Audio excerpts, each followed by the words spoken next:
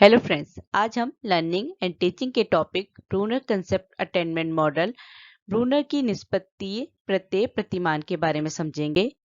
जो हमारा ब्रूनर का कंसेप्ट अटेनमेंट मॉडल था, जिसे हम कैम भी कहते हैं, इसको समझने के लिए सबसे पहले हमें समझना पड़ेगा कि कंसेप्ट क्या होता है, क्योंकि हमारा मॉडल ही क्या है, कंसेप्ट अटेनमेंट मॉडल, निष्पत्ति प्रत्यय प्रतिमान।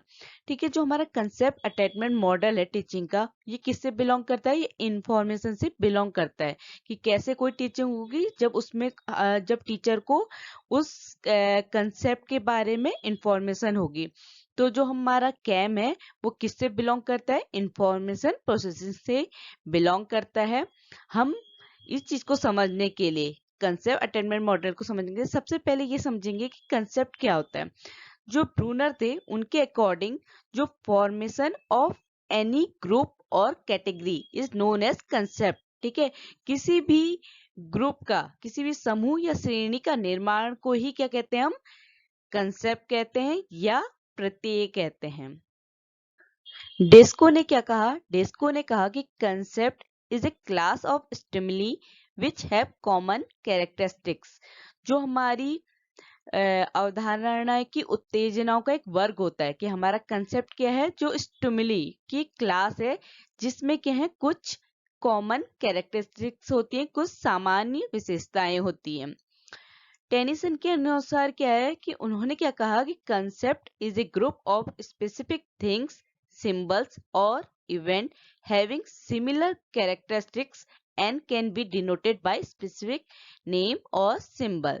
टेनिसन ने क्या कहा कि जो अवधारणाएं, जो प्रत्यय है, उसकी क्या होती है? विशिष्ट वस्तुओं, प्रतीकों और घटनाओं का समूह है जिनकी समान विशेषताएं होती हैं। उनकी क्या होती है? कॉमन सिमिलर कैरेक्टरिस्टिक्स होती हैं, जो उस विशिष्ट नाम या प्रतीकों द्वारा दर्शाया जाता है कि हम किसी भी कंसेप्ट को कैसे समझा रहे हैं, उसको स्पेसिफिक नेम और सिंबल के थ्रू, जिसकी कॉमन या सिमिलर कैरेक्टरिस्टिक्स है, उसके थ्रू हम अपने कंसेप्ट को बता रहे हैं। ये किसने कहा? टेनिसन ने कहा। जो हमारा कंसेप्ट होता है, ये कौन सी कैटेगरी से बिलोंग करता है? ये मेंटल कैटेगरी से, मानसिक श्रेणियों से बिलोंग करता है। ये हेल्प करता है कि किसी भी ऑब्जेक्ट, इवेंट्स, आइडियाज को क्लासिफाई करने में, साथ ही साथ उस ऑब्जेक्ट, इवेंट, आइडिया के जो कॉमन रेलिवेंट फीचर्स हैं, ठीक है, उनकी जो कॉमन विशेषताएं हैं, उनको क्या अंडरस्टैंड करने के लिए भी हमारी जो कंसेप्ट है हेल्प करता है। तो हम क्या कह रहे हैं कि कंसेप्ट क्या है? मेंटल कैटेगरीज में आता है, जो किसी भी ऑब्जेक्ट, इवेंट्स, आइडियाज को क्लासिफाई करने में हेल्प करता है, और साथ ही साथ उनके जो रेलिवेंट फीचर्स होते हैं, जो उनकी सामान्य या विशेषताएं होती हैं कंसेप्ट की, या हम कहें ऑब्जेक्ट की, उसको समझने में भी क्या करता है? हेल्प करता है कंसेप्ट। जो हमारा कंसेप्ट है उसको हम इस तरीके से समझ सकते हैं कि जो कंसेप्ट होता है उसको हम एज ए मेंटल रिप्रेजेंटेशन, मानसिक प्रतिनिधित्व के रूप में समझ सकते हैं, या कंसेप्ट को एज ए एबिलिटीज, जो योग्यताएं हैं, उनके अकॉर्डिंग समझ सकते हैं। और तीसरा क्या है? कंसेप्ट एज एब्स्ट्रैक्ट ऑब्जेक्ट, जो अमूर्त वस्तुएं हैं, उनके रूप में हम कंसेप्ट को समझ सकते हैं। कि हमको कंसेप्ट किस तरीके से समझ में आ रहा है कि या तो हम समझे उसको मेंटल रिप्रेजेंटेशन की तरह, या एबिलिटीज के थ्रू, या एब्स्ट्रैक्ट ऑब्जेक्ट के थ्रू हम कंसेप्ट को समझ सकते हैं। जो हमारी प्रत्यय या कंसेप्ट है वो क्या है? फॉलोइंग टाइप्स का हो सकता है, निम्न प्रकार का हो सकता है। सबसे पहला है एब्स्ट्रैक्ट कंसेप्ट, जिसमें क्या आता है? Abstract intelligence, love, happiness, sadness. तो हमारी एब्स्ट्रैक्ट कंसेप्ट या अमूर्त अवधारणाएं क्या होती हैं? जो बुद्धिमत्ता होती है, इंटेलिजेंस, लव, प्रेम, हैप्पीनेस, सुख, सैडनेस, दुख, ये सब किसमें आता है? एब्स्ट्रैक्ट कंसेप्ट में। दूसरा आता है कॉन्क्रीट कंसेप्ट, ठोस अवधारणाएं या प्रत्यय। हम यहाँ पे जो अवधारणाएं बोले, कंसेप्ट का अवधारणा ही मीन्स भी होता है, या कोई धारणा या प्रत्यय। मतलब आप जो बीएड में पढ़ रहे हैं, उससे कंसेप्ट का मतलब यहाँ पे क्या है? प्रत्यय। जो हमारी जो कॉन्क्रीट कंसेप्ट है, जो ठोस अवधारणा है, वो क्या है? बुक, सेल, ट्राइंगल, पुस्तक, कोशिका, त्रिभुज, ये सब किस में आती है? कॉन्क्रीट कंसेप्ट में। इसके बाद आता है प्राइमरी कंसेप्ट, जो किसी भी और एग्जाम्पल पे डिपेंडेंट नहीं होता है, किसी और चीज पे डिपेंडेंट नहीं होता है। प्राइमरी कंसेप्ट जैसे ट्री, नाउन, उदाहरण के लिए जैसे वृक्ष या संज्ञा, नाउन या ट्री क्या है, प्राइमरी कंसेप्ट है जो किसी और चीज पे डिपेंडेंट नहीं है। उस कंसेप्ट को समझने के लिए आप मतलब जो ट्री है उसको समझने के लिए ये किसी और चीज पे डिपेंडेंट नहीं है। इसके बाद आती है सेकेंडरी कंसेप्ट जो कि डिपेंडेंट होती है किसी और चीज पे, जैसे एडवर्ब। आप एडवर्ब कैसे समझेंगे, जब आप वर्ब को समझेंगे। तो जो हमारा एडवर्ब है वो किस पे डिपेंडेंट है, वर्ब में। ठीक है। सोसाइटी, सोसाइटी एक दूसरे पे डिपेंडेंट होती है। मिक्स इकोनॉमी, जो हमारे मिश्रित अर्थव्यवस्था है ये क्या भी है, एक दूसरे से निर्भर करती है। तो हमारी प्राइमरी कंसेप्ट में क्या है, जो दूसरे पे डिपेंडेंट नहीं होती। और सेकेंडरी कंसेप्ट में क्या आता है, जो क्या होता है दूसरे पे डिपेंडेंट होती है, जैसे एडवर्ब, सोसाइटी, मिक्स इकोनॉमी। ये सब किसका वो है, सेकेंडरी कंसेप्ट का। पांचवा है स्ट्रक्चर कंसेप्ट। ये क्या है, इसमें क्या है, meaning is same for all. जो भी हमारा कंसेप्ट है उसके लिए जो मीनिंग होगी वो सेम होगी। फॉर एग्जांपल साइंस, साइंस जो विज्ञान संबंधी अवधारणा है, विज्ञान से रिलेटेड जो भी कंसेप्ट है उनका जो मीनिंग होगा वो क्या होगा, सेम होगा। ठीक है, ये क्या है, स्ट्रक्चर्ड कंसेप्ट। अब आता है स्ट्रक्चर्ड कंसेप्ट, असंरचित अवधारणाएं क्या है, meaning is different for different people. जो हर एक इंसान के लिए वो उसकी जो मीनिंग है वो क्या होगी, अलग अलग होगी। तो हर एक व्यक्ति के लिए जो मीनिंग है उस कंसेप्ट का वो क्या होगा, अलग अलग होगा। जैसे सोशल साइंस से रिलेटेड जो भी कंसेप्ट होगा उसमें मीनिंग क्या होगी, हर एक इंसान के लिए, हर एक व्यक्ति के लिए क्या होगी, अलग अलग होगी। जो हमारा कंसेप्ट होता है उसके फॉलोइंग एलिमेंट्स होते हैं, निम्नलिखित तत्व होते हैं।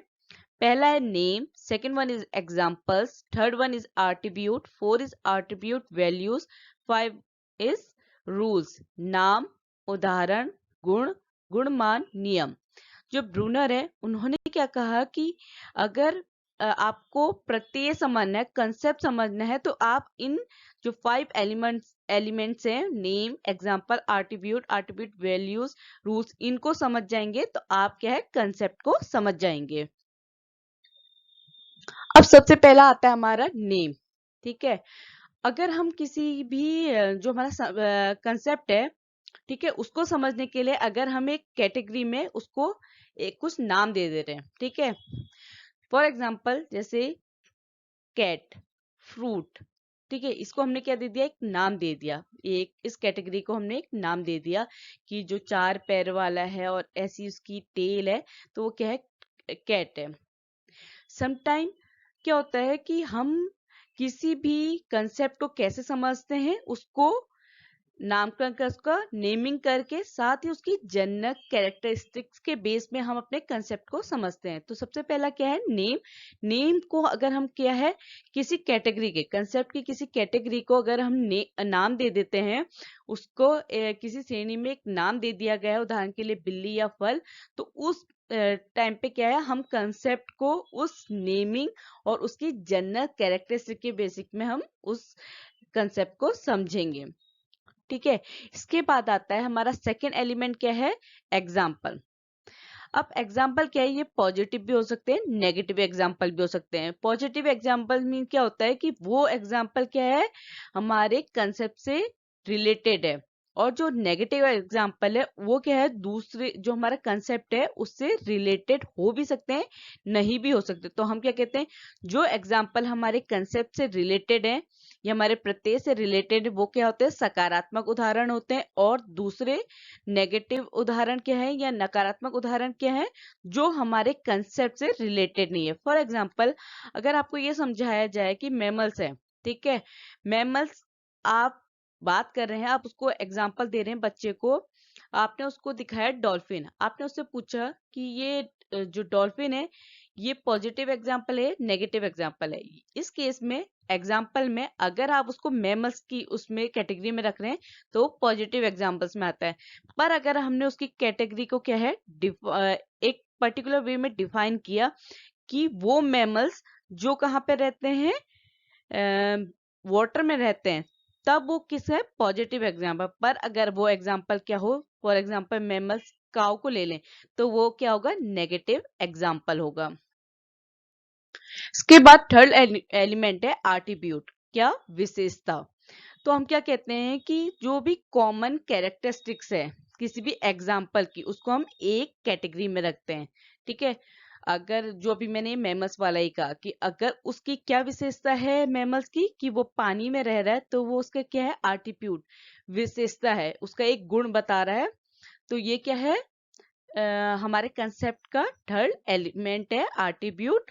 ठीक है, इसके बाद आता है हमारा फोर्थ एलिमेंट, आर्टिट्यूड वैल्यूज। आर्टिट्यूड वैल्यूज को इस तरीके से समझिए कि क्या होता है कि अगर हम कह रहे हैं कि एक आर्टिट्यूड, किसी एक ऑब्जेक्ट के लिए एक आर्टिट्यूड हमने फिक्स किया, ठीक है, कि एक फ्रूट है, अगर वो गोल गोल है, रेड कलर का है, तो वो क्या है, एप्पल है। अगर क्या है, अब एप्पल में भी क्या होता है, उसके कलर में वेरिएशन होता है। कुछ एप्पल्स क्या होते हैं, ग्रीन, रेड, येलो कलर के होते हैं। तो इससे क्या होता है कि कलर में वेरिएशन आने पे हम ये नहीं कह सकते कि इसका जो गोल वस्तु दिख रही है या रेड कलर की जो वस्तु है वो सेम ही है, क्योंकि यहाँ पे क्या है, कलर का वेरिएशन है। यहाँ पे आर्टिट्यूड, विशेषता का भी क्या आ गया, मान आ गया, आर्टिट्यूड की क्या है, वैल्यू आ गई है। तो हम क्या कह रहे हैं कि हमारा कंसेप्ट को समझने के लिए फोर्थ एलिमेंट आर्टिट्यूड वैल्यू है, कि कभी कभी क्या होता है कि जो हमारा एक आर्टिट्यूड, किसी ऑब्जेक्ट के लिए जो आर्टिट्यूड होता है, वो क्या होता है, वेरी हो जाता है, उसमें वेरिएशन आ जाता है। तो हम क्या कहते हैं, उसकी जो विशेषता मान है, जो उसकी और ज्यादा विशेषताएं हैं, उसके अकॉर्डिंग हम उसको कैरेक्टराइज करेंगे, उस कंसेप्ट को समझेंगे। फिफ्थ एलिमेंट है, क्या है, कंसेप्ट का रूल, नियम। जो हमारा रूल है वो क्या करता है कि किसी भी जो एसेंशियल आर्टिट्यूट होते हैं, जो हमारे आवश्यक विशेषताएं होती हैं, उनके लिए जो भी डेफिनेशन या स्टेटमेंट स्पेसिफाई करता है, वही क्या होता है, रूल। जैसे अभी मैंने क्या कहा कि जो एप्पल है उसमें कलर का वेरिएशन है, अब क्या उसके लिए एक डेफिनेशन बना दी या उसके लिए स्टेटमेंट स्पेसिफाई करा कि इस एप्पल के लिए, कि इसमें अगर इस तरीके का होगा तो ये क्या होगा, मतलब ये एग्जाम्पल पे है कि आप कंसेप्ट को किस तरीके से समझ रहे। तो रूल क्या है, अगर आपने अपने एग्जाम्पल के लिए कुछ डेफिनेशन या स्टेटमेंट स्पेसिफाई कर ली कि ये इसके एसेंशियल एट्रीब्यूट होने चाहिए, तो वही क्या आता है, कंसेप्ट के रूल्स आता है। जो हमारे क्लासरूम में जो भी कंसेप्ट है, उसको एज ए कंटेंट समझाया जाता है, कि आप क्लास में किसी भी प्रत्यय को उसकी किस हिसाब से समझा रहे हैं, जो सामग्री यूज कर रहे हैं, उसके थ्रू आप अपनी क्लास में, कक्षा में क्या कर रहे हैं, टीचिंग कर रहे हैं। तो हम क्या कह रहे हैं कि कंटेंट क्या है, कलेक्टिव फॉर्म ऑफ इंफॉर्मेशन। क्योंकि सामग्री क्या है, जो आप जानकारी इकट्ठा कर रहे हैं, जो इंफॉर्मेशन कलेक्ट कर रहे हैं, जिसको हम कहाँ से कलेक्ट कर रहे हैं, collect from our surrounding through various process. जो हमारे सराउंडिंग में जितनी भी हम डिफरेंट प्रोसेसेस यूज करके जो भी इंफॉर्मेशन कलेक्ट कर रहे हैं, उसको ही हम क्या कहते हैं, कंटेंट करते हैं, कंटेंट कहते हैं। उसी कंटेंट को हम क्लासरूम में कंसेप्ट को हम क्लासरूम में एज ए कंटेंट पढ़ाते हैं।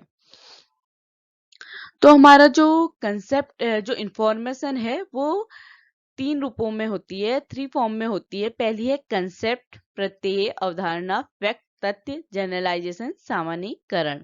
ठीक है, तो हम क्या कह रहे हैं, इंफॉर्मेशन की 3 फॉर्म्स होती है, कंसेप्ट, फैक्ट्स, जनरलाइजेशन। अब क्या है कि हम क्या है, ये पॉसिबल नहीं है कि हम किसी एक कंसेप्ट को समझाने के लिए एक ही टीचिंग स्ट्रेटेजी से हम किसी को भी अपना कंसेप्ट एक्सप्लेन कर सकते हो। तो क्या है कि हमको अपनी कंसेप्ट को, डिफरेंट कंसेप्ट को एक्सप्लेन करने के लिए डिफरेंट स्ट्रेटेजी यूज करनी पड़ेगी। ठीक है, इसी कंसेप्ट को समझने के लिए जो हम डिफरेंट स्ट्रेटेजी यूज कर रहे हैं, उस कंटेंट को, उस कंसेप्ट को समझाने के लिए, उसको पढ़ाने के लिए, वो किस में हेल्प करती है, हमारे concept attainment model of teaching, कैम। निष्पत्तीय, प्रत्यय, प्रतिमान में जो भी हम हमारी प्रत्येक शिक्षण हो रहा है उसको क्या करता है, हेल्प करता है, जो हमारी डिफरेंट स्ट्रेटेजी यूज हो रही है हमारी टीचिंग में। तो हम क्या कह रहे हैं, डिफरेंट कंसेप्ट को समझने के लिए डिफरेंट स्ट्रेटेजी यूज करते हैं। इन्हीं स्ट्रेटेजी, जो डिफरेंट स्ट्रेटेजी यूज कर रहे हैं अपने कंटेंट को पढ़ाने के लिए, वो क्या हेल्प करती है, हमारे कंसेप्ट के अटेनमेंट में। जो हम कंसेप्ट को समझ पा रहे हैं उसका निष्पत्ति प्रत्यय कह लीजिए, या उस अवधारणा की जो प्राप्ति हो रही है, क्योंकि अटेनमेंट मतलब होता है प्राप्त करना। तो हम उस कंसेप्ट को जो समझ रहे हैं या उसे प्राप्त कर रहे हैं, वही क्या है हमारा कंसेप्ट अटेनमेंट मॉडल। अब अभी तक आपने समझा कि कंसेप्ट क्या होता है, कि क्या क्या एलिमेंट यूज होते हैं, क्या क्या कंसेप्ट बेसिकली होता क्या। अब हम समझेंगे कंसेप्ट अटेनमेंट। ठीक है, कंसेप्ट अटेनमेंट को आप निष्पत्ति प्रत्यय से समझिए या अवधारणाओं की प्राप्ति, क्योंकि अटेनमेंट मतलब क्या होता है, प्राप्त करना। तो हम क्या कह रहे हैं, जो हमारा कंसेप्ट अटेनमेंट है, ये क्या है, इनडायरेक्ट इंस्ट्रक्शनल स्ट्रेटेजी यूज होती है। इसमें हम कैसे यूज करते हैं, स्ट्रक्चर्ड इंक्वायरी प्रोसेस को यूज करके।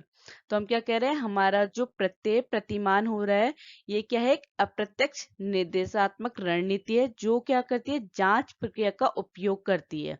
स्ट्रक्चर्ड इंक्वायरी प्रोसेस का यूज करके, इनडायरेक्ट इंस्ट्रक्शनल स्ट्रेटेजी को यूज करके क्या होता है, कंसेप्ट अटेनमेंट होता है, अवधारणा की प्राप्ति होती है। ये जो काम है, जो ये वर्क है, ये किसके कंसेप्ट पे बेस्ड है, ये है जेरोम ब्रूनर के काम पे आधारित है। जो हमारा कंसेप्ट अटेनमेंट होता है, इसमें जो हमारा स्टूडेंट है वो क्या करेगा कि वो फिगर आउट करेगा, जो भी हमारे ग्रुप और कैटेगरी की क्या है, एट्रीब्यूट है, विशेषताएं हैं, उसको क्या है, जो टीचर ने पहले से बना रखी है, उन ग्रुप और कैटेगरी के एट्रीब्यूट्स को, उन समूह और श्रेणी की विशेषताओं को स्टूडेंट का क्या करेगा, फिगर आउट, किसमें, कंसेप्ट अटेनमेंट में। क्योंकि उसको कंसेप्ट अटेनमेंट कैसे हुआ, अवधारणा की प्राप्ति कैसे हुई, उसने, जो टीचर ने उसके लिए ग्रुप और कैटेगरी बनाई, उसने, स्टूडेंट ने उसको कैसे समझा कि इस कैटेगरी में जो भी कैटेगराइज है, उनकी क्या क्या विशेषता है, ये क्या कौन करेगा, स्टूडेंट फिगर आउट करेगा। वहीं पे क्या होगा, कंसेप्ट अटेनमेंट होगा, अवधारणा की प्राप्ति होगी। जो हमारा इसमें क्या है कि जो स्टूडेंट है वो क्या करेगा, कंपेयर करेगा एग्जाम्पल्स को, जो भी कंसेप्ट के किसके बेस में, उसके एट्रीब्यूट, जो कंसेप्ट के एट्रीब्यूट होंगे, विशेषता हो, उसमें क्या करेगा, वो कंपेयर करेगा एग्जाम्पल्स को, और एक टू डिफरेंट ग्रुप बनाएगा, जिसमें क्या है कि वो उन कंसेप्ट अटेनमेंट के थ्रू क्या होगा कि एक तो वो सर्च आउट करेगा, और क्या करेगा, आइडेंटिफाई करेगा एट्रीब्यूट्स को, जिससे क्या है, वो एग्जाम्पल की कैटेगरी को क्या करे, डिस्टिंग्विश कर सके कि कौन सा कंसेप्ट का पॉजिटिव एग्जाम्पल है, कौन सा नेगेटिव एग्जाम्पल है, कौन सा उसका एग्जाम्पल है, कौन सा नॉन एग्जाम्पल है। तो हम क्या कह रहे हैं कि हमारा कंसेप्ट अटेनमेंट में स्टूडेंट क्या करेगा कि जो भी उसकी कंसेप्ट की क्या है, एट्रीब्यूट्स हैं, उनको वो एक तो क्या करेगा, डिस्टिंग्विश करेगा, उनको पहले आइडेंटिफाई करेगा, फिर उसमें उनको डिस्टिंग्विश करेगा, उन उदाहरणों के साथ ही साथ क्या करेगा, कंपैरिजन करेगा। ठीक है, आइडेंटिफाई करेगा, कंपैरिजन करेगा, और उन्हें सर्च आउट करेगा। उसके बाद क्या है, उनको टू ग्रुप्स में डिवाइड करेगा, कि एक तो ग्रुप कौन सा होगा कि जिसमें वो ग्रुप और कैटेगरी में उसके जो एट्रीब्यूट है, विशेषता के हो, शामिल हो। दूसरे में वो ग्रुप और कैटेगरीज की जो भी एट्रीब्यूट है वो क्या हो, शामिल ना हो। ठीक है, इस स्ट्रेटेजी में क्या होता है कि हर एक करिकुलम एरियाज में यूज होती है, हर एक पाठ्यक्रम में ये यूज की जा सकती है स्ट्रेटेजी। जो स्टूडेंट हैं वो क्या कर सकते हैं, डिमॉन्स्ट्रेट कर सकते हैं, प्रदर्शित कर सकते हैं कि उन्होंने कंसेप्ट को कैसे प्राप्त किया, कैसे अटेंड किया, अपने खुद के एग्जाम्पल देके। तो हम क्या कह रहे हैं कि इस स्ट्रेटेजी के को यूज करके कंसेप्ट अटेनमेंट मॉडल के अकॉर्डिंग स्टूडेंट क्या कर सकता है, डिमॉन्स्ट्रेट कर सकता है कि जो उसने कंसेप्ट का अटेनमेंट हुआ, या उसने जो उसको अवधारणा की प्राप्ति हुई कैसे, अपने खुद के एग्जाम्पल देके वो बता सकता है कि उसको ये जो भी कंसेप्ट है वो क्या हुआ, समझ आया। इस मॉडल में जो मेन एम्फेसाइज किस पे किया जाता है कि जो भी लर्नर डिटरमाइनिंग एट्रीब्यूट्स होते हैं, जो टीचर ने पहले से क्या होते हैं, प्री सिलेक्टेड होते, पूर्व चयनित अवधारणाओं की क्या होती हैं, विशेषताओं का निर्धारण होता है, एट्रीब्यूट का डिटर्मिनेशन होता है बाय लर्नर।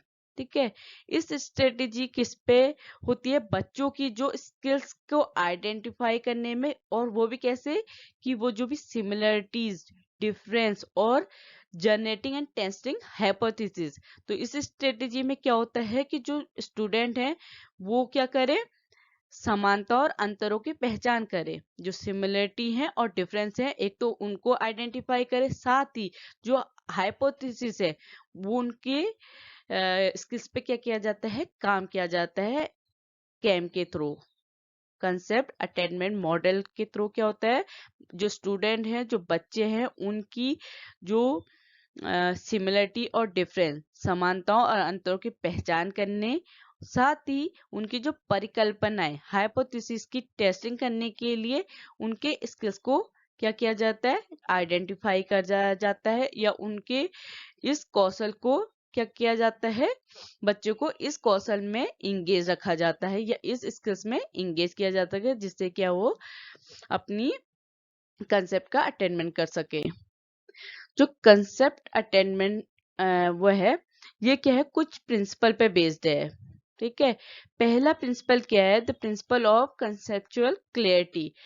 जो हमारा अवधारणात्मक स्पष्टता का सिद्धांत है, इसमें क्या है कि जो हमारी लर्निंग होती है एसेंशियल एट्रीब्यूट की, वो इन्वॉल्व होती है। तो हम क्या कह रहे हैं कि जो हमारे एसेंस कंसेप्ट का जो एसेंशियल एट्रीब्यूट है, एक तो उसकी लर्निंग इन्वॉल्व होती है, साथ ही साथ क्या होता है कि बच्चा क्या सीखता है कि जो एसेंशियल वो है क्या, एट्रीब्यूट, उनके जो एग्जाम्पल और नॉन एग्जाम्पल के बीच में जो डिस्क्रिमिनेशन है, जो अंतर है, वो भी करना सीखता है। तो हम क्या कह रहे हैं, जो कंसेप्ट अटैचमेंट लेसन है या मॉडल है, उसके कुछ प्रिंसिपल है। पहला प्रिंसिपल है the principle of conceptual clarity, अवधारणात्मक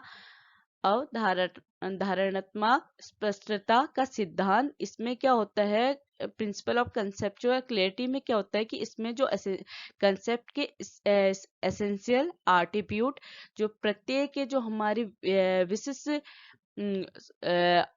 विशेषताएं होती हैं, एक तो उसकी लर्निंग इन्वॉल्व होती है, साथ ही साथ बच्चा एग्जाम्पल और नॉन एग्जाम्पल के बीच में डिस्टिंग्विश या डिस्क्रिमिनेट करने भी सीखता है। ठीक है, इसके बाद दूसरा प्रिंसिपल है the principle of multiple example. Multiple example क्या है कि अगर आप बच्चे के सामने 2 एग्जाम्पल प्रेजेंट कर रहे हैं, तो बच्चे में क्या है, इनिशियल हाइपोथेसिस, जो कंसेप्ट के प्रति इनिशियल हाइपोथेसिस है, वो क्या होगी, फॉर्म होगी। ठीक है, इसके बाद क्या है कि बच्चों को आप बहुत सारे वेरिएशन के थ्रू, कि अब दो नहीं, 2 से ज्यादा एग्जाम्पल के थ्रू अगर हम बच्चों को क्या करेंगे, अपना कंसेप्ट समझाएंगे, तो उनके क्या है, जो कंसेप्ट के एसेंशियल एट्रीब्यूट है, जो आवश्यक विशेषता है, उनको वो क्या करेंगे, इजीली समझा सकेंगे, या हम क्या कह रहे हैं कि उनमें इनको समझने की, उनमें कंसेप्ट अटेनमेंट की जो क्या कहेंगे कि उनमें जो इस चीज का क्वालिटी है वो क्या होगी, इम्प्रूव होगी, अगर उन्हें क्या हो, किसी कंसेप्ट के मल्टीपल एग्जाम्पल्स मिलेंगे। तीसरा है the principle of conceptual competence. जो हमारा कंसेप्चुअल कॉम्पिटेंस है, वैचारिक क्षमता का सिद्धांत है। इसमें क्या होता है कि जो स्टूडेंट है, ये कैसे सीख रहे हैं अपने सिद्धांत को, अपने कंसेप्ट को, कि वो क्या है कि जो हमारे एसेंशियल एट्रीब्यूट है, उनको क्या करेगा, उनकी एक लिस्ट बनाएगा, जिसमें क्या है, एक तो वो एग्जाम्पल और नॉन एग्जाम्पल के बीच में जो डिस्क्रिमिनेशन है उसको एक्सप्लेन करेगा, और साथ ही साथ उस कंसेप्ट के जो एट्रीब्यूट है उसको भी वो क्या करेगा, समझेगा। तो कंसेप्चुअल कॉम्पिटेंस में क्या होता है कि बच्चा किसी भी अवधारणा को कैसे सीखता है कि जो आवश्यक विशेषताएं हैं, एसेंशियल एट्रीब्यूट है, उनको सूचीबद्ध करके उनकी एक सूची बना के, और जो हमारे एग्जाम्पल और नॉन एग्जाम्पल है उनके बीच में अंतर करने के लिए उन विशेषताओं का उपयोग करके जो भी एट्रीब्यूट है उस कंसेप्ट की, तो उन एग्जाम्पल को कैसे बता रहे हैं, उनके एट्रीब्यूट का यूज करके उसके एग्जाम्पल को वो आइडेंटिफाई कर रहे हैं कि ये एग्जाम्पल इस कंसेप्ट का है और ये एग्जाम्पल इस कंसेप्ट का नहीं है। अब हम कैसे इन स्ट्रेटेजी को यूज कर रहे हैं अपने कैम में। ठीक है, सबसे पहला क्या है कि select A concept with clear critical attribute. हमने क्या है अपना एक जो कंसेप्ट है वो सिलेक्ट किया, उसके जो एट्रीब्यूट है, क्रिटिकल एट्रीब्यूट है, वो हमारे क्लियर है कि हम इस कंसेप्ट के लिए क्या एट्रीब्यूट यूज करें। For example alive, mammals, tragic, hero. ठीक है, that you want student to understand deeply, कि बच्चा जिस भी एग्जाम्पल से, ठीक है, या जिस भी एट्रीब्यूट, उस एग्जाम्पल के जो विशेषता है उसको अच्छे से समझ सके, उस एट्रीब्यूट को कंसेप्ट से रिलेट करके उन्हें सेलेक्ट करे। तो यहाँ पे क्या है, सबसे पहला कंसेप्ट का सिलेक्शन करे विथ क्लियर क्रिटिकल एट्रीब्यूट। ठीक है, दूसरा क्या है कि वो बच्चों को क्या है प्रोवाइड करे with yes example with contain all to critical attribute of the concept. जो भी कंसेप्ट के क्रिटिकल एट्रीब्यूट है उसमें क्या करे, बच्चे क्या करे, यस कहे, हाँ का उदाहरण प्रदान करे। दूसरा क्या है कि वो कंसेप्ट के नो एग्जाम्पल, जिसमें क्या है which contain some but not all critical attribute. क्योंकि हम कह रहे हैं कि एग्जाम्पल एक तो क्या है कि जो हमारे उस कंसेप्ट के जो एट्रीब्यूट से रिलेटेड है। मैंने जो आपको एग्जांपल बताया कि जैसे हम मैमल्स की बात कर रहे हैं, अब वो पानी की है या जमीन की है, यहाँ पे हमने उसकी विशेषताएं। अब जो हम नॉन वर्ड यूज कर रहे हैं कि नॉन एग्जांपल है इसका, अगर वो पानी से रिलेटेड उसकी विशेषताओं को हम बता रहे हैं, तो यहाँ पे जो काव है वो किस में आएगी, नॉन एग्जाम्पल में। ठीक है, तो हम यस में क्या रखेंगे, जो हमारी वेल है, क्योंकि वो पानी की मैमल्स है। इसके कंपैरिजन जो हमारी जमीन की मैमल्स है वो किस में रखेंगे, हम अपने नो में। तो यहाँ पे क्या है, बच्चे ये क्रिटिकल एट्रीब्यूट के थ्रू यस एग्जाम्पल और नो एग्जाम्पल से क्या है अपने कंसेप्ट को समझेंगे। इसके बाद क्या है कि स्टूडेंट से कहा जाएगा कि वो आइडेंटिफाई करे कि जो यस एग्जाम्पल्स है उनमें क्या क्या कॉमन है, अपने उनके जो भी एट्रीब्यूट्स हैं वो क्या क्या कॉमन है, और कैसे वो नो एग्जाम्पल से क्या है डिफर करते हैं, उनसे क्यों अलग है। ठीक है, तो इससे क्या है कि जो स्टूडेंट है वो अपनी एक इनिशियल लिस्ट तैयार करेगा अपने कंसेप्ट के जो भी क्रिटिकल एट्रीब्यूट्स है। तो छात्र को क्या है इस थर्ड पॉइंट में हम कि ये पहचानने के लिए कहेंगे कि सभी हाँ के उदाहरणों में क्या समानता है, कि हमने उसने जो यस और नो की जो लिस्ट बनाई उसमें जो हाँ उसने बोला है उनमें क्या क्या कॉमन है, और जो हाँ के उदाहरण है वो नहीं के उदाहरण से कैसे भिन्न है। जो हमारे यस और नो के जो भी एग्जाम्पल है वो एक दूसरे से कैसे डिफर करते हैं, ये क्या है बच्चा इस चीज को हम उसे पहचानने के लिए कहेंगे। तो इससे क्या है कि बच्चा अपनी एक इनिशियल जो अपनी प्रारंभिक सूची है वो तैयार कर लेगा। इसके बाद क्या है, जो पूरी क्लास है वो रिव्यू करेगा हाँ और नहीं के उदाहरणों को, जो यस और नो एग्जाम्पल है उनकी क्या करेगा, समीक्षा करेंगे। उससे क्या है एक महत्वपूर्ण, एक फाइनल क्रिटिकल एट्रीब्यूट की एक सेट तैयार हो जाएगा। क्योंकि अब क्या है पूरी क्लास का रिव्यू हो गया कि क्यों यस एग्जाम्पल में रखा गया है, क्यों नो एग्जाम्पल में रखा है। तो अब ये क्या हुआ, एक फाइनल सेट बन गया। इसके बाद क्या है कि उस स्टूडेंट से उस जो भी उसने कंसेप्ट को समझा है उसे अप्लाई करके उसके उस टास्क को कंप्लीट करने के लिए कहा जाएगा। यह है स्ट्रेटेजी कि कैसे कोई भी बच्चा अपने कंसेप्ट का अटेनमेंट करता है, अपने प्रत्येक निष्पत्ति का प्रत्यय करता है। ठीक है, जो हमारा कंसेप्ट अटेनमेंट मॉडर्न निष्पत्ति प्रत्यय प्रतिमान है, जो हमारे ब्रूनर थे उनके अकॉर्डिंग क्या है कि इसने क्या कहा कि जो कैरेक्टराइज एक्टिविटीज हैं वो टू कंपोनेंट है उसके। एक तो क्या है कि कंसेप्ट फॉर्मेशन, जो हमारा प्रत्यय का फॉर्मेशन हो रहा है, निर्माण हो रहा है। दूसरा एक्ट ऑफ कंसेप्ट अटेनमेंट, जो निष्पत्ति प्रत्यय हो रहा है, एक दूसरा जो हमारा क्या है, प्रत्यय का निर्माण हो रहा है। तो क्या है कि कोई भी जो कंसेप्ट फॉर्मेशन है वो कब हो रहा है, जब हमारा कंसेप्ट अटेनमेंट की तरफ को हो रहा है। जब हमने कंसेप्ट का निर्माण कर लिया, उसका फॉर्मेशन कर लिया, तो कहाँ को जाएगा, अपने अटेनमेंट को, प्राप्ति की ओर को ले जाता है कोई भी कंसेप्ट फॉर्मेशन। तो ब्रूनर के अकॉर्डिंग जो हमारा कंसेप्ट है वो दो कंपोनेंट में डिवाइड होता है। पहला कंसेप्ट फॉर्मेशन, दूसरा है कंसेप्ट अटेनमेंट। कोई भी कंसेप्ट फॉर्मेशन कहाँ को जाता है, कंसेप्ट अटेनमेंट की तरफ को। जो हमारे एजम्पशन है कंसेप्ट अटेनमेंट मॉडल के निष्पत्ति प्रत्यय प्रतिमान की क्या क्या धारणाएं या क्या क्या मान्यताएं हैं। पहला क्या है कि जो हमारा एनवायरनमेंट है वो बहुत कॉम्प्लिकेटेड है। ठीक है, यहाँ पे कि बहुत सारे क्या है, ऑब्जेक्ट है विथ डिफरेंट एरिया। तो क्या है कि जो भी वस्तुएं हैं वो विभिन्न क्षेत्रों के साथ कई प्रकार की हैं। इनको क्या है, हम कैरेक्टराइज कर देंगे अगर इन ऑब्जेक्ट को, तो वो हमारा जो कंसेप्ट अटेनमेंट मॉडल है वो क्या करेगा, हेल्प करेगा हमारे कंसेप्ट को समझने में। दूसरा है characterisation reduce the complexity of the environment.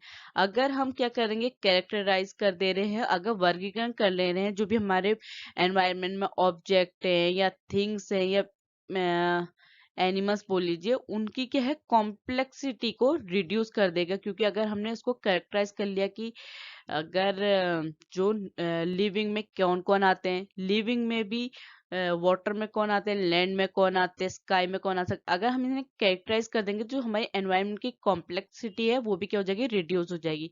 तीसरा है characterisation reduce the need of new and continuous learning. अगर हम कैरेक्टराइजेशन कर दे रहे हैं, जटिलता को कम कर दे रहे हैं कैरेक्टराइजेशन से, तो उससे क्या है, हम न्यू और कंटिन्यूअस लर्निंग हमें सीखने का मौका मिलता रहेगा।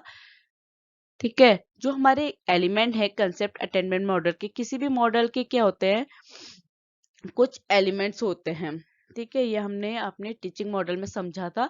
तो वैसे ही हमारे कंसेप्ट अटेनमेंट मॉडल में सबसे पहला क्या है, फोकस, उद्देश्य।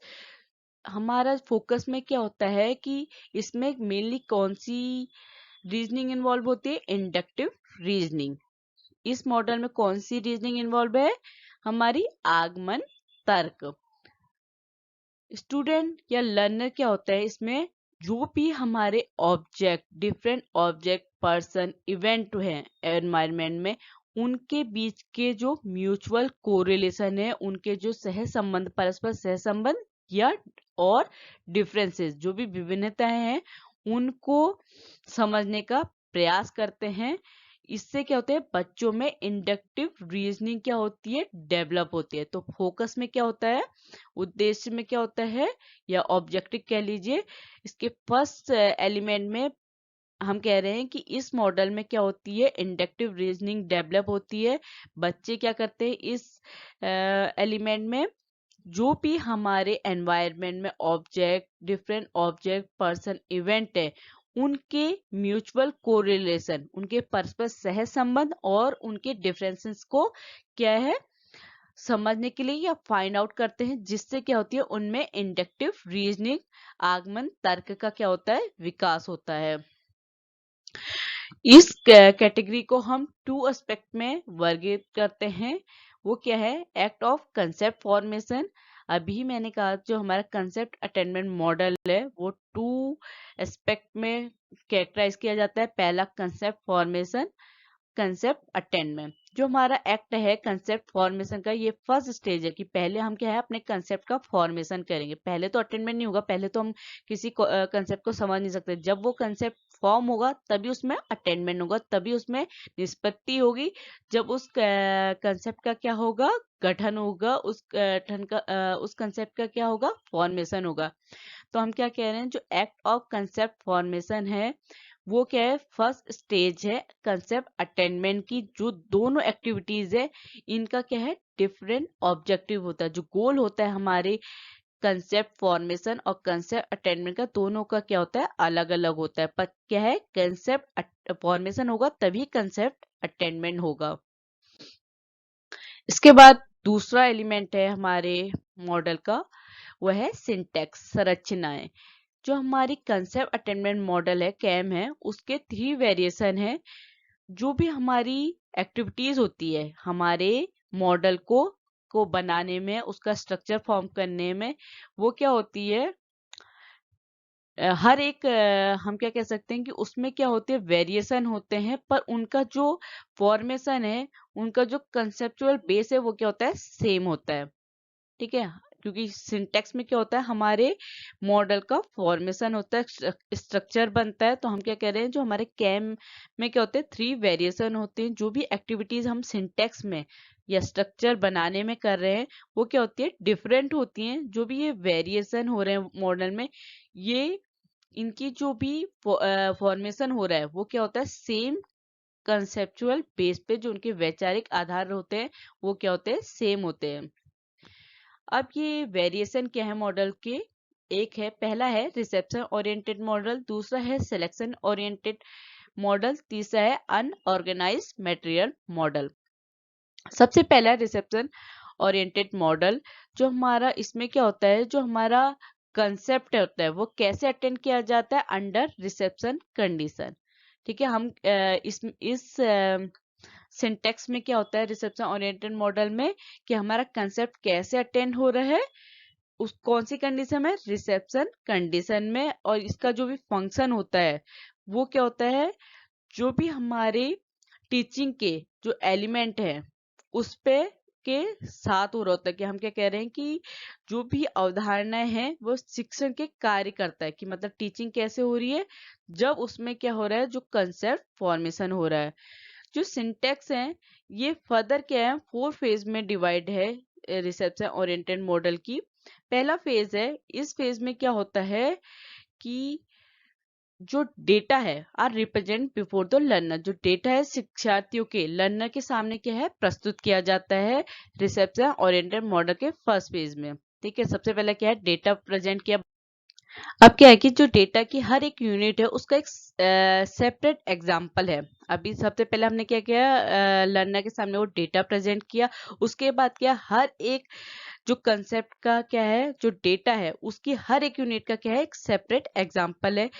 जो डेटा है, ये इंक्लूडेड है event, people, object, stories, picture. ये आंकड़े कुछ भी हो सकते हैं, डेटा कुछ भी हो सकता है, घटनाएं हो सकती है, लोग हो सकते हैं, वस्तुएं हो सकती है, कहानियां हो सकती है, चित्र, ये सब शामिल होते हैं। ठीक है, इसके बाद क्या है, the teacher explain to the people that all the positive exam है द कॉमन आइडिया। अब क्या है, टीचर बच्चे को ये एक्सप्लेन करेगा कि जो भी पॉजिटिव एग्जाम्पल है, वो सब क्या है, कॉमन आइडिया पे बेस्ड है। उनका एक सामान्य विचार है उनके पॉजिटिव एग्जाम्पल के लिए। फेज 2 में क्या होता है कि इस फेज में people will test the attainment of the concept. इस फेज में क्या करता है कि बच्चा अपने कंसेप्ट का अटेनमेंट करता है। He will do this by identifying unmarked example. जो भी एग्जाम्पल अनमार्क्ड है, हम ये नहीं बताया जा रहा कि ये एग्जाम्पल यस है या नो है, ये एग्जाम्पल है, नॉन एग्जाम्पल है। इस फेज 2 में बच्चा क्या है, आइडेंटिफाई करेगा अनमार्क्ड एग्जाम्पल को, जो भी कंसेप्ट से रिलेटेड है। साथ ही साथ वो क्या करेगा, अपने खुद के एग्जाम्पल को भी बताएगा। तीसरे फेज में क्या होता है कि इसमें जो पीपल्स हैं या छात्र के, वो एनालाइज करने लग जाता है उन स्ट्रेटेजी को, जिसके थ्रू क्या हुआ है कि वो कंसेप्ट को उसने प्राप्त किया है, या लर्न किया है, या अटेम्प्ट किया है। ठीक है, this phase is not possible in the case of small children. ये छोटे बच्चों के केस में ये फेज पॉसिबल नहीं है, क्योंकि इसमें क्या है, छोटे बच्चे एनालाइज नहीं कर पाते। तो हम क्या कह रहे हैं, थर्ड फेज में जो छात्र है, वो अपनी स्ट्रेटेजी, रणनीतियों का विश्लेषण, एनालाइज करना स्टार्ट कर देता है कि किस स्ट्रेटेजी के थ्रू उन्होंने अपने कंसेप्ट का अटेनमेंट किया या उनमें लर्निंग हुई। दूसरा है सिलेक्शन ओरिएंटेड मॉडल। ये अभी हम सिंटेक्स की बात कर रहे हैं। ठीक है, पहला था रिसेप्शन ओरिएंटेड मॉडल, दूसरा है सिलेक्शन ओरिएंटेड मॉडल। जो हमारे रिसेप्शन और सिलेक्शन ओरिएंटेड मॉडल है, ये किस पे दोनों एक दूसरे से किस बेस पे डिफर करते हैं। एक, labelling and sequencing of example. जो हमारे एग्जाम्पल की लेबलिंग हो रही है, साथ ही उनका जो सीक्वेंस है, उनके थ्रू हम रिसेप्शन और सिलेक्शन ओरिएंटेड मॉडल को डिफर करते हैं। जो हमारे सिलेक्शन ओरिएंटेड मॉडल है उसमें जो एग्जाम्पल होते हैं वो क्या होते हैं, नॉन लेबल्ड होते हैं, उनमें लेबल नहीं किया जाता। सिलेक्शन ओरिएंटेड मॉडल में खुद सेलेक्ट करना पड़ता है कि ये एग्जाम्पल यस का है या नो का है, क्योंकि वो क्या है, नॉट लेबल्ड है। In the selection oriented model the people can work individually और इन ए ग्रुप। इस मेथड में क्या है, जो छात्र हैं, जो बच्चे हैं, वो या तो इंडिविजुअली करेंगे अपना जो डेटा को फॉर्म कर रहे हैं, या जो अपना डेटा का सेट बना रहे हैं, या वो ग्रुप में फॉर्म करेंगे। जो भी हमारी ये सिलेक्शन ओरिएंटेड मॉडल है वो क्या है, ये भी फेजेस में डिवाइड है। जो हमारा फर्स्ट फेज है, इस फेज में क्या होता है कि इसको भी क्या है, सबसे पहले हम अपना डेटा रिप्रेजेंट कर रहे हैं। उसके बाद क्या है, अपने डेटा को रिप्रेजेंट किया जा रहा है, साथ ही उसके जो एट्रीब्यूट है, उनकी विशेषताओं की वो आइडेंटिफाई किया जा रहा है, पहचान की जा रही है। In this the teacher present unlabelled example, क्योंकि हम क्या कह रहे हैं कि जो हमारा सिलेक्शन ओरिएंटेड मॉडल है ये रिसेप्शन से कैसे डिफर करता है, क्योंकि सिलेक्शन ओरिएंटेड मॉडल में जो एग्जाम्पल होते हैं अनलेबल्ड होते हैं। तो इस फेज में क्या है कि टीचर जो भी डेटा प्रेजेंट कर रहा है उसमें क्या है, एग्जाम्पल अनलेबल्ड है। जो पीपल है वो इंक्वायरी करेगा विच एग्जाम्पल इज पॉजिटिव, तो पीपल से पूछता है कि कौन सा उदाहरण पॉजिटिव है। The people formulate his own hypothesis and confirm them. तो बच्चा क्या करेगा, अपनी खुद की परिकल्पना करेगा, अपनी खुद की हाइपोथेसिस करेगा कि क्या इसका एग्जाम्पल, क्योंकि हम क्या कह रहे हैं यहाँ पे कंसेप्ट का अटेनमेंट, कैसे बच्चा जो उसकी प्रत्येक जो उसकी धारणाओं का अटेनमेंट हो रहा है या प्राप्ति हो रही है, वो कैसे हो रही है कि हमारे सिलेक्शन ओरिएंटेड मॉडल में टीचर अनलेबल्ड एग्जाम्पल बच्चों को दिखाएगा, जिससे बच्चे क्या करें, उसके एट्रीब्यूट को आइडेंटिफाई करेंगे और इंक्वायरी करेंगे कि कौन सा एग्जाम्पल पॉजिटिव है, कौन सा एग्जाम्पल नेगेटिव है। इससे बच्चा क्या है, अपनी खुद की हाइपोथेसिस बनाएगा और कंफर्म करेगा कि कौन सा यस है, कौन सा नो है। फेज 2 में क्या होगा कि सेकंड फेज में जो हम अपने कंसेप्ट के अटेनमेंट को टेस्ट करेंगे कि बच्चे को अटेनमेंट हुआ है या नहीं हुआ है कंसेप्ट का। तो इसमें क्या है, तो peoples identify additional unlabelled example. अभी पहले फेज में टीचर ने बच्चे को बताया अनलेबल्ड एग्जाम्पल की उसकी क्या विशेषता है। अब बच्चे ने उसको खुद की हाइपोथेसिस, खुद की परिकल्पनाओं से समझा कि हाँ ये इसका यस में, नो में आएगा। अब सेकंड फेज में क्या है कि टीचर ने एडिशनल कुछ अतिरिक्त अनलेबल्ड एग्जाम्पल शो करे, ठीक है, बच्चे को आइडेंटिफाई करने के लिए। इससे क्या है कि बच्चा क्या अपने खुद के एग्जाम्पल फॉर्म करेगा, कंस्ट्रक्ट करेगा, और टीचर क्या है, कंफर्म करेगा the hypothesis, name the concept and restate the definition of the concept according to essential attribute. फिर सेकंड में क्या है कि टीचर उसके बाद क्या करेगा कि पहले तो बच्चे ने जो एडिशनल अनलेबल्ड एग्जाम्पल है उनको आइडेंटिफाई करेगा और खुद के अपने एग्जाम्पल कंस्ट्रक्ट करेगा। इसके बाद टीचर क्या है, जो भी बच्चे की हाइपोथेसिस है और जो भी जो हमारे कंसेप्ट का नाम है उसको क्या है और उसकी डेफिनेशन है, वो सबको उसके विशेषताओं, जो उसकी एसेंशियल एट्रीब्यूट है, उसके अकॉर्डिंग क्या है बच्चे को समझाएगा। फेज 3 में क्या है कि इसमें पीपल एनालाइज करेगा तो थिंकिंग स्ट्रेटेजी। इसमें बच्चा अपनी थिंकिंग स्ट्रेटेजी यूज करेगा। He discuss the role of hypothesis and attribute. वो क्या डिस्कस करेगा, एक तो जो भी उसकी परिकल्पना है और विशेषताएं हैं उनके बारे में क्या करेगा, डिस्कस करेगा। ये भी क्या है, छोटे बच्चों के लिए ये फेस क्या है या ये स्ट्रेटेजी यूज नहीं हो सकती, ठीक है। तीसरी हमारे सिंटेक्स में आती है जो अनऑर्गेनाइज्ड मटेरियल मॉडल है। यही जो अनऑर्गेनाइज्ड मॉडल है वो यूजफुल होता है हमारे किसके लिए, जो भी अनग्रुप्ड और अनअरेंज मटेरियल है उसके लिए अप्लाइड होता है। जो हमारा रिसेप्शन ओरिएंटेड मॉडल है उसमें हम लेबल्ड एग्जाम्पल पूछते हैं बच्चे से।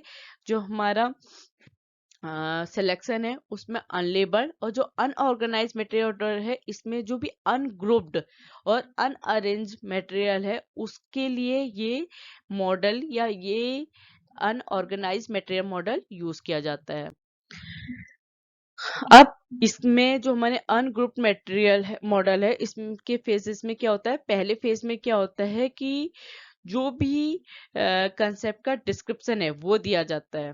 ठीक है, कि जो भी कंसेप्ट के डिस्क्रिप्शन है, जो भी उसका विवरण है वो दिया जाएगा। उसके बाद क्या है कि बच्चा क्या करेगा, उसे सर्च करेगा और लेबल्ड करेगा। ठीक है, उसके बाद जो भी उसने अपनी क्या कह रहे हैं कि यूज की अपनी मतलब उसने जो भी समझा उसको कंसेप्ट के जो भी डिस्क्रिप्शन से समझा उससे वो क्या करेगा, आइडेंटिफाई करेगा उस आर्टिब्यूट के थ्रू की मतलब उस विशेषताओं के थ्रू आइडेंटिफाई करेगा कंसेप्ट को। सेकंड फेज में क्या है, कंसेप्ट का इवोल्यूशन होगा, अवधारणा की मूल्यांकन होगा। तीसरा हमारा मॉडल का जो कैम का एलिमेंट है वो है सोशल एलिमेंट। इस मॉडल में क्या होता है, सोशल सिस्टम में या इस एलिमेंट में क्या होता है कि टीचर क्या करता है, कुछ एग्जाम्पल कंस्ट्रक्ट करता है, चाहे वो बुक्स है या किसी भी सोर्स से करता है। अपनी टीचिंग में जाने से पहले टीचर अपने कंटेंट से या कंसेप्ट से रिलेटेड एग्जाम्पल को क्या करेगा, कंस्ट्रक्ट करेगा, बनाएगा। He prepare the design in such a way that the concept has negative and positive example along with distinct attribute। तो उसका जो डिजाइन है या मॉडल है इस तरीके का बना होगा कि उसके जो कंसेप्ट के नेगेटिव और पॉजिटिव एंगल साथ में जो भी उनकी विशेषताएं एट्रीब्यूट है वो भी क्या हो, अलग अलग हो। तो उसका कंसेप्ट इस तरीके से या उसका मॉडल इस तरीके से बना होना चाहिए, डिजाइन इस तरीके से बना होना चाहिए कि उस कंसेप्ट के नेगेटिव और पॉजिटिव एग्जाम्पल साथ ही उनके डिस्टिंक्ट एट्रीब्यूट जो उनके विभिन्न विशेषताएं हैं वो शामिल होनी चाहिए उसके कंसेप्ट में। The teacher tries to control various classroom activity. इस सोशल सिस्टम में क्या है, टीचर क्या है, क्लासरूम एक्टिविटी को कंट्रोल करता है, पर साथ ही साथ वो बच्चों को फ्रीडम देता है कि वो क्या कर सके, डिस्कस कर सके बच्चों के साथ, और स्टूडेंट भी क्या है, पार्टिसिपेट कर सके इस डिस्कशन में। तो टीचर इस तरीके से इनकरेज करता है, क्योंकि सोशल सिस्टम क्या है, सोशल ही केस का है, सामाजिक इसके किसी के बीच में हो सकता है। तो इस सोशल सिस्टम में क्या है, टीचर और स्टूडेंट दोनों ही एक्टिव रहते हैं, पर क्या है जो एक्टिविटीज है क्लासरूम में वो कौन कंट्रोल करता है, टीचर कंट्रोल करता है। इसके बाद है सपोर्ट सिस्टम। जो कंसेप्ट अटेनमेंट मॉडल कैम में क्या होता है, जो भी मटेरियल रिक्वायर्ड होता है कंसेप्ट रिलेटेड वो क्या है, हम उसको अपने मटेरियल को इनकॉर्पोरेट करते हैं, जो हमारी सामग्री है उनको क्या कहते हैं, समावेश उसके साथ मिक्स कर देते हैं। जो हमारे मटेरियल के पॉजिटिव और नेगेटिव एग्जाम्पल उनको भी इंक्लूडेड रहते हैं। साथ ही साथ क्या है कि जो टीचर है उसको नॉलेज होनी चाहिए कि जो भी वो कंसेप्ट अटेनमेंट में या अपनी इंफॉर्मेशन जो भी उसका सोर्स ऑफ इंफॉर्मेशन डेटा है वो सब की उसको नॉलेज होनी चाहिए कि जब वो कंसेप्ट अटेनमेंट करा रहा है अपने मॉडल के थ्रू, तो उस टाइम पे क्या है कि उसको जो भी अपने कंसेप्ट से रिलेटेड मटेरियल है उसको उसके या तो उसको उसकी नॉलेज होनी चाहिए, साथ ही वो उसके साथ होने चाहिए, उसके कंसेप्ट के साथ मिक्स होने चाहिए। उस मटेरियल में पॉजिटिव नेगेटिव एग्जाम्पल भी इंक्लूडेड रहने चाहिए, जिससे क्या हो, उसमें कंसेप्ट अटेनमेंट हो सके। जो पांचवा एलिमेंट है कंसेप्ट अटेनमेंट मॉडल का, वह है application and utility of concept attainment model. जो एप्लीकेशन यूज की जा रही है हमारे कंसेप्ट अटेनमेंट मॉडल में, इसका मेन यूज क्या होता है, किसी भी लैंग्वेज को लर्न करने में। ठीक है, हम क्या कह रहे हैं कि जो कंसेप्ट अटेनमेंट मॉडल की एप्लीकेशन क्या है, वो किसमें, भाषा को सीखने में उपयोग की जाती है। इसकी और एप्लीकेशन क्या है, पहला है concept attainment is good method for familiarising unknown concept. जो हमारे अज्ञात अवधारणाएं हैं, जो हमारे अननोन कंसेप्ट हैं, उन उनको समझने के लिए, ठीक है, उनसे फेमराइज होने के लिए हमारा कंसेप्ट अटेनमेंट मॉडल क्या है, गुड मेथड है उसे समझने के लिए। When there is no mention of concept teaching in some subject matter, then concept attainment model cannot be used। अगर क्या है कि किसी भी विषय वस्तु की अवधारणा शिक्षण का उल्लेख नहीं किया गया है। अगर हमारे क्या है कंसेप्ट अटेनमेंट मॉडल कब यूज नहीं किया जा सकता, अगर हमारे कंसेप्ट टीचिंग का उल्लेख या मेंशन नहीं की जाए तो वहां पे क्या है सब्जेक्ट मैटर यूज नहीं कर सकते या कंसेप्ट अटेनमेंट मॉडल यूज नहीं कर सकते। जो भी ये किस केस में अप्लाई होता है, जो भी जनरलाइजेशन, सामान्यकरण, फैक्ट, गिविंग रीजन, इन सब में हम क्या है कैम को यूज नहीं कर सकते। This method is use where effort are made to learn. ये कैम कहाँ पे यूज की जाती है, जहाँ पे सीखने का प्रयास, जहाँ पे लर्न करने के लिए एफर्ट लग रहा है, वहां पे ये मेथड यूज की जाती है।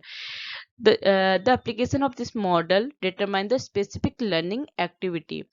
जो भी हमारी विशिष्ट शिक्षण गतिविधियां हैं, जो स्पेसिफिक लर्निंग एक्टिविटीज है, उसको डिटरमाइन करने के लिए ये मेथड यूज की जा रही है। For example, if the emphasis is on learning new concept, अगर कुछ भी न्यू कंसेप्ट को लर्न करने में यूज की जा रही है, इसकी मतलब एप्लीकेशन है कि या क्यों हमारी जो कैम है वो यूज किया जा रहा है, जो हमारे कंटेंट अटेनमेंट मॉडल है हम क्यों यूज करें, उनकी क्या क्या एप्लीकेशन है। वो क्या है कि अगर आप इस मॉडल को कहाँ पे यूज कर रहे हैं, लर्निंग एक्टिविटीज में न्यू कंसेप्ट को लर्न करने के लिए कि कैसे शिक्षक क्या है, कैसे टीचर डिस्कस कर रहे हैं आर्टिब्यूट को विथ एग्जाम्पल, और साथ ही साथ वो उसे क्वेश्चनिंग भी कर सकता है ये जानने के लिए कि बच्चे में अटेंडमेंट हुआ है या नहीं हुआ है। This model can be apply to all the age group. ये जो मॉडल है कैम है, ये सभी एज ग्रुप पे यूज हो सकता है फॉर स्मॉल चिल्ड्रन। किसी किसी केस में जैसे सिलेक्शन ओरिएंटेड मेथड या अन ग्रुप ओरिएंटेड मेथड में यूज नहीं होती। बाकी उसमें क्योंकि उसमें बच्चों की जो हम कह रहे हैं कि बच्चा क्या है एनालाइज कर रहा है, तो छोटे बच्चे एनालाइज नहीं कर पाते तो वहां पे यूज नहीं हो रही। बाकी ये मॉडल जो कैम ये हर एक एज ग्रुप के लिए अप्लाइड होता है। ये छोटे बच्चे भी, बस क्या है कि उनके लिए जो कंसेप्ट और एग्जाम्पल है वो क्या होने चाहिए, सिंपल होने चाहिए। जो हमने कंसेप्ट से रिलेटेड एग्जाम्पल या आर्टिब्यूट लिए वो सब क्या होने चाहिए, सिंपल, सरल होने चाहिए। The teacher has to make effort to use the available material in the form of example early childhood। तो बच्चों के लिए क्या है कि वो इस तरीके का एफर्ट लगाए, इस तरीके का प्रयास करे कि वो इस तरीके का मटेरियल अवेलेबल करे कि जो बच्चों के लिए क्या हो, सिंपल हो। ठीक है, और इस तरीके के एग्जाम्पल यूज करें जिससे बच्चे में कंसेप्ट अटेनमेंट इजीली हो जाए। The selection strategy and unorganized strategy are more useful at the second stage। मैंने अभी कहा ना कि सिलेक्शन स्ट्रेटेजी और अनऑर्गेनाइज स्ट्रेटेजी को छोड़ के ये मॉडल आप सबके लिए यूज कर सकते हैं, मतलब सॉरी छोटे बच्चों के लिए भी यूज कर सकते हैं, क्योंकि जो सिलेक्शन स्ट्रेटेजी और अनऑर्गेनाइज स्ट्रेटेजी है ये कहाँ पे यूज होती है, सेकेंडरी स्टेज या माध्यमिक स्तर में यूज होती है, वहां पे ज्यादा यूज होती है। This model is an excellent test of evolution. ये जो हमारा मॉडल है कैम, ये क्या है, इवोल्यूट, बच्चे का कैसा उसको अटेनमेंट हुआ उसको इवोल्यूट करने के लिए, इवोल्यूशन करने के लिए ये एक्सीलेंट है ये मॉडल। अगर आपको मेरा कंटेंट समझ में आया तो please like share and subscribe. Thank you.